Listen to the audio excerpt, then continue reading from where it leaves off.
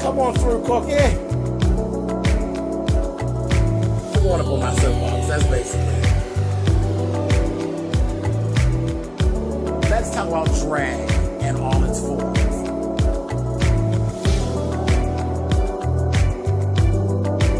What, Cookie?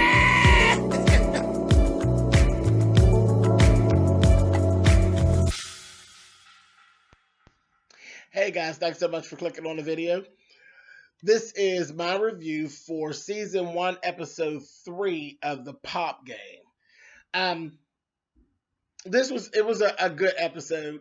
It was so funny because in this episode, Timberland was basically letting them know he kind of is putting some of the pressure over onto the parents and the managers, which a lot of them were parents / managers.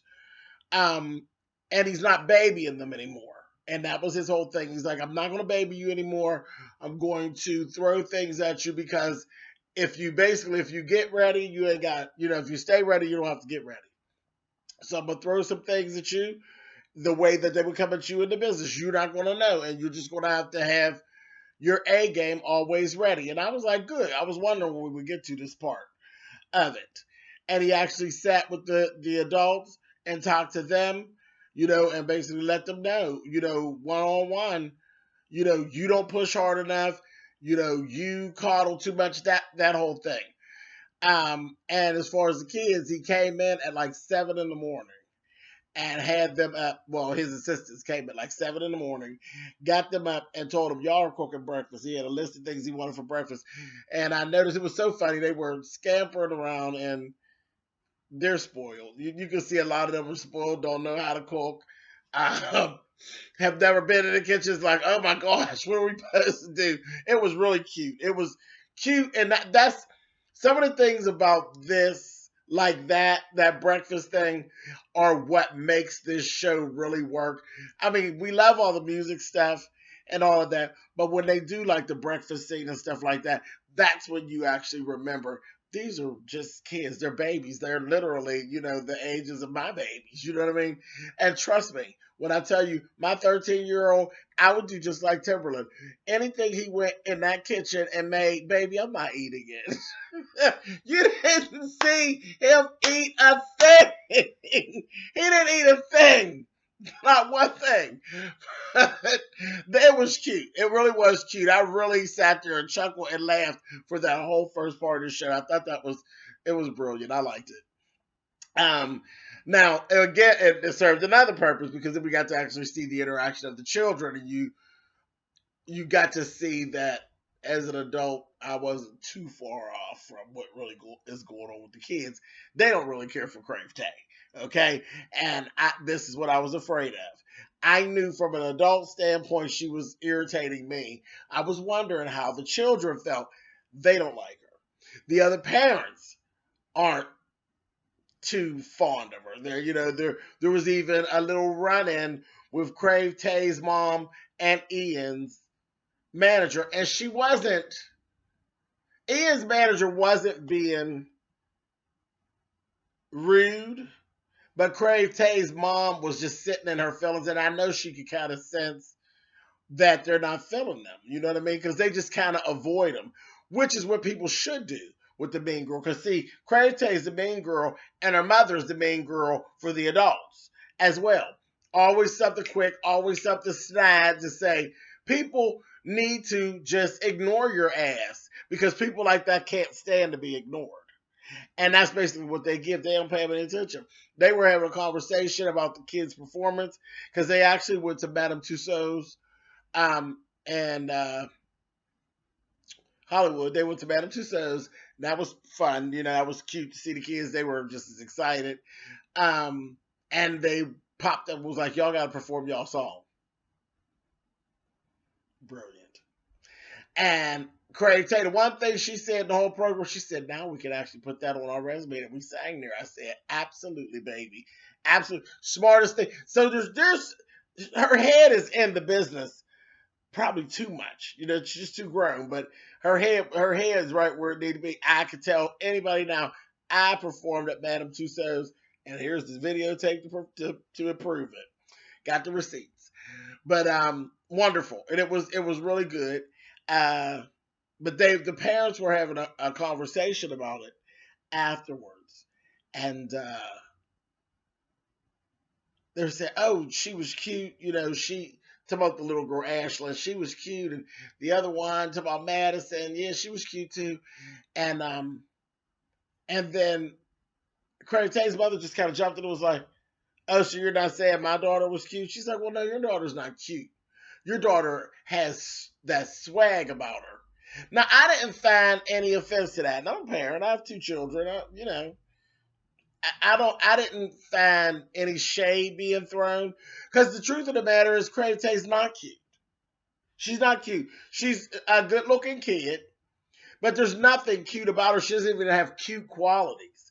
She's a good-looking kid, but she's too grown to even put cute in a sentence that even has to do with her. When I first seen her in the first episode, I was like, "Oh, she's a cute girl."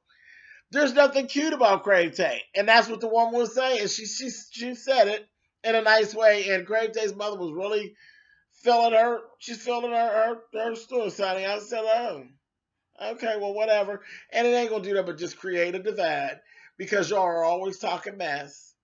You know, all their confessions, when they go to watch it back, they're really not going to like you all because you always have nasty things to say, shady things to say in their confessionals. So once they watch this back, they probably won't be friends anyway.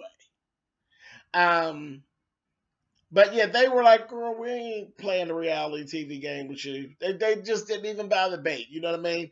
She stayed, again, she went to go low, girlfriend went high and was like over it.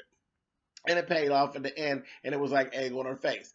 But anyway, so let's go back to at Madame Tussauds. Madame Tussauds, Lance and Natalia were actually there, and they are actually two people who are part of the writing team that Timberland has assembled at his company. And they are the ones that were totally responsible for Crave Tay's song, but they had their input on some of the other songs as well. So Madison actually sang her song. And what I noticed was she did it this time, she's nervous and it was boring. It was boring. She has this beautiful voice, but she's boring. She has the stance of a country singer, but she has the voice of a pop star. So it comes across as very boring. The only person that has ever worked for is Mariah Carey, and there's only one. There's only one Mariah Carey, and I don't believe we're ever going to have another Mariah Carey because she's the only one that we've actually literally just let just stand there and be boring and sing in the pop era. Now, country, you can kind of stand there and just, do a little something, and it's really, it works in that genre, but not in pop. So it's a little boring. She needs to get out of that. And it makes her appear older than because when I was watching, I was like, "Damn, Madison, you're looking like a 30-year-old woman at this point." So I was like, So then Ian, let's talk about Ian. So I was worried about Ian because of the whole thing with him not really caring for the song. But as we were going through the show, I was seeing him kind of falling more into the lyric and falling into the song. And when I tell you, over there at Madame Tussauds, Ian sang the hell out of his song. I mean, he emoted a lot of emotion. He had the room. He literally had the room. He sang the hell out of the song. Loved it. I loved it. Crave Tay, hers dropped. Like she was so good at the studio, she was just okay. It was just okay. She went from last week where it was like, girl, they could really put that on the radio, to this week it looked like a talent show performance. Grant, they purposely no guitar. He's still struggling to get comfortable.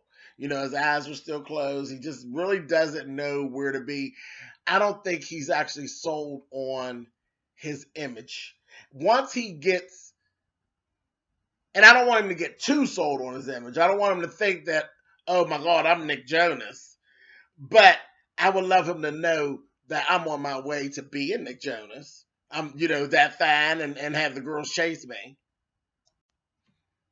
Yeah, so that's what I need him to do. I need him to start to fall into the benefit of actually being a good looking kid that has that that you have that look. He needs to know that he has that look. And I think he needs the adults to tell him. He needs an adult to let him know, hello, do you see this? You have the face that can go on a magazine cover. He needs to buy into his own image. And I think he'll be fine. He'll get comfortable with it. And he'll be fine. Ashlyn, this time, she did much better. She was excellent as, compared to what she's been doing. She literally, this time, she let her hair down and she started to have fun. And she didn't whine as much. And I think a lot of it came from the conversation that Timberland had with her mother. Her mother was babying her too much. She was really leaning toward, I'm the youngest one here. That's what you kept hearing from her and her mother both. I'm the youngest one here. I'm the youngest one here. I'm the youngest one here. So it ended up coming across at whiny. And I don't really have to do as much because people are going to think I'm cute because I'm the youngest one here. Damn that. They're not. And she's in the game now. And she did a good performance. She even danced a little bit and stuff. I'm like, that's right, girl. You tiny and cute. Be that. Be tiny. Be cute. Be like Ariana Grande. Be like Selena Gomez. That's their whole zhuzh. They're tiny and they're cute. And they're getting to be older. And now it's being a thing where they're not tiny and cute. They're moving into I'm tiny and I'm sexy. And Ashley's going to have the same thing. Again, she's another one just like Greg. Buy into your image, boo, and you'll be fine. Okay, so here's the breakdown of how it went. The Diamond record this week went to Ian. I had no doubt in my mind that it wouldn't. Um, Platinum went to Crave Tay. She dropped down one. Gold went to Ashlyn. I kind of figured that this is the way I actually had it in my head. I didn't have Crave Tay for Platinum, though. I didn't. I didn't have Crave Tay for Platinum. Madison and Grant actually fell into the bottom. I actually would have put Grant in Crave Tay's spot. I really would have. Because again, his vocals were there. Crave Tay's vocals weren't there. Her vocals weren't strong. But this is how I fell out this week. So that's it. And I can't wait till next week to see what they have in store for them next. I'm really enjoying the show. You guys tell me in the comments what are you thinking? We're 3 weeks in. What are your feelings on where we're at with this show? All right, and I'll talk to you guys later. Peace.